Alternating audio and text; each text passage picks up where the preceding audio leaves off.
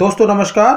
दोस्तों आज हम इस वीडियो में सेहुंड वृक्ष के गुण, फायदों, तासीर आदि के बारे में बात करने जा रहे हैं। दोस्तों सेहुंड का जो रस होता है वो है कटु यानी कड़वा, गुण लघु यानी शीघ्रता से पचने वाले, तीक्ष्ण उत्तेजक होते हैं तथा यह वात और कफ दोनों का समन करने वाली बूटी होती है।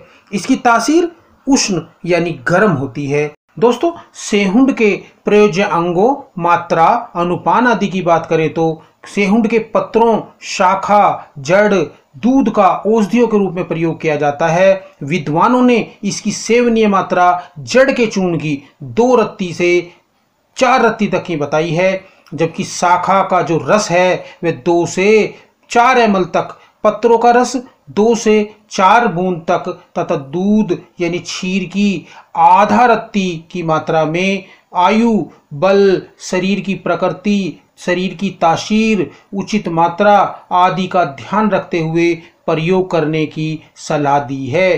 दोस्तों इसका प्रयोग करने के लिए जानकार की चिकित्सक की सलाह, उसका निर्देशन होना आवश्यक होता है। सेहुंड के प्रयोग में सावधानियों की बात करें तो सेहुंड उष्ण यानी गर्म तासीर का होता है, अतः गर्म तासीर के लोगों, पित्त प्रकृति वालों को इसका सेवन नहीं करना चाहिए। इसकी उचित मात्रा से अधिक मात्रा कभी भी सेवन नहीं करनी चाहिए, क्योंकि यह तीव्र दस्तावर होती है जिससे पेट में, आंतों में घाव हो जाते हैं, जख्म हो जाते हैं। अतः उचित मात्रा ही लेना आवश्यक होता है।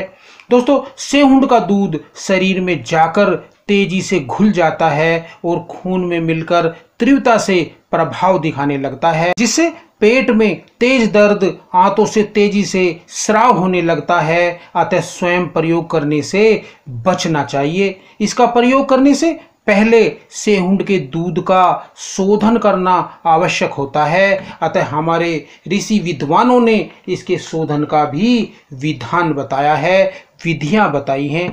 दोस्तों सेहुंड के सेवन से होने वाले दुष्प्रभाव की बात करें तो हमारे विद्वानों, महात्माओं ने सेहुंड की अति मात्रा सेवन आदि से होने वाली जो परेशानियां हैं उनके बारे में बताया है। अतः किसी भी प्रकार से अधिक मात्रा में या अज्ञानतावश इसका सेवन नहीं करना चाहिए। इससे शरीर पर विषैले प्रभाव होने लगते हैं, जिसमें शरीर में जलन होना, उल्टी लगना, तेज दस्त लगना, दस्तों में खून आने लगना, आंतों, पेट में जख्म हो जाना आदि की परेशानियां होने लगती हैं, जिससे विकृति बढ़ने पर जीवन के लिए भी संकट उत्पन्न हो जाता है। अतः ध्यान रखें, वैसे भी इसका प्रयोग किसी जानकार की निर्देशन में ही किया जाना चाहिए।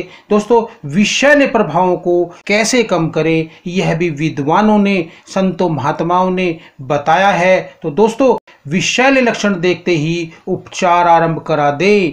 इसके लिए इमली के पत्तों का लेप पूरे शरीर पर लगाएं, साथ ही इमली का पानी बनाकर रोगी को पिलाएं भी। शीतल जल में चीनी का शरबत बनाकर पिलाना चाहिए। वहीं दोस्तों गाय के ताज़ा दूध में मिश्री व घी मिलाकर पिलाना चाहिए, जिससे आंतों में चिकनाहट आए और जख्म आदि न बढ़े। दोस्तों छोटी इलायची चूर्ण, बंसलोचन, मिश्री चूर्ण को मक्खन में मिलाकर चटाना चाहिए। दोस्तों मुलैठी, घन व गोंद कतीरा को पीसकर गुलाब जल में या गुलाब के अर्क में मिलाकर पिलाना चाहिए।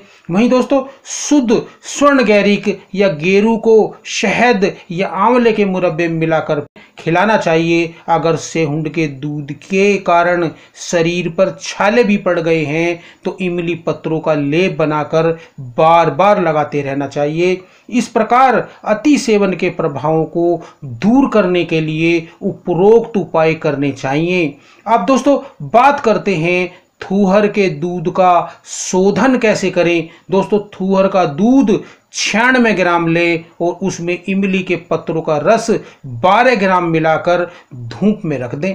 जब यह दूध सूख जाए तो विद्वानों द्वारा बताए गए पदार्थों के साथ उचित मात्रा में इसका प्रयोग कर सकते हैं। दोस्तों शुद्ध थूहर के दूध को किसके साथ सेवन करें। अब इसके बारे में बात करें तो दोस्तों विद्वानों ने अनुपान के विषय में भी खूब बताया है। किन पदार्थों के साथ थूहर के शुद्ध दूध के चूर्ण, गोली आदि का उचित मात्रा में सेवन करना हितकारी होता है। दोस्तों थूहर के शुद्ध दूध की 1 से 2 बूंद को गुड़ में मिलाकर आयु बल आदि का ध्यान रखते हुए सेवन कराना चाहिए। इसी तरह एक चना लेकर थूहर के दूध में डाल दें। जब वह कुछ देर बाद फूल जाए तो उस चने को पानी से खा लेना चाहिए।